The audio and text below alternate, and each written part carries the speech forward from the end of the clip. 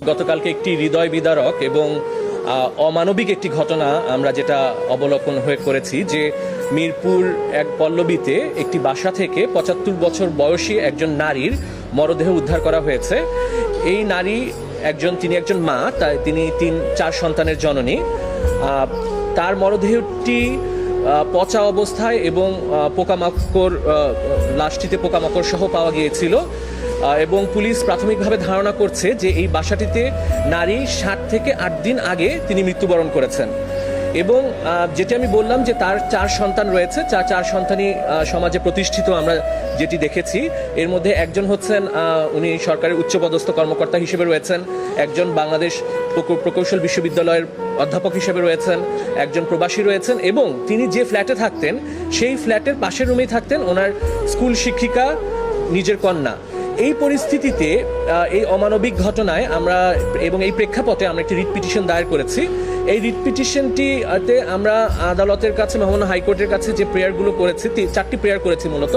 প্রথমটি হচ্ছে যে এই যে হৃদয় বিদারক অমানবিক ঘটনাটা ঘটেছে, এখানে কোনো মানবাধিকারের লঙ্ঘন হয়েছে কিনা, কারণ আপনারা জানেন যে Bangladesh universal declaration of human rights 1948 সালের যেটা আমরা সার্বজনীন মানবাধিকার ঘোষণাপত্র, এটা স্বাক্ষর করেছে এবং এই ইউনিভার্সাল ডিক্লারেশন অফ হিউম্যান রাইটসে বলা আছে যে প্রত্যেক নাগরিকের বেঁচে থাকার অধিকার রয়েছে। এখন তিনি যেভাবে মৃত্যুবরণ করেছেন, আপনারা দেখেছেন যে তার ঘরটি খুবই আবর্জনাপূর্ণ ছিল, নোংরা অবস্থায় ছিল এবং বসবাস অনুপযোগী ছিল। এবং যিনি নার্স গিয়েছিলেন এখানে, তিনি বলেছিলেন যে 1-2 বছর এই ঘরটি মনে হয় পরিষ্কার করা হয়নি। এই পরিস্থিতিতে, এই অমানবিক পরিস্থিতিতে মানবাধিকারের কোনো চরম লঙ্ঘন হয়েছে কিনা এটি নির্ণয় করার জন্য আমরা তদন্ত চেয়েছি। জাতীয় মানবাধিকার কমিশন, আপনারা জানেন, রয়েছে আমাদের বাংলাদেশে।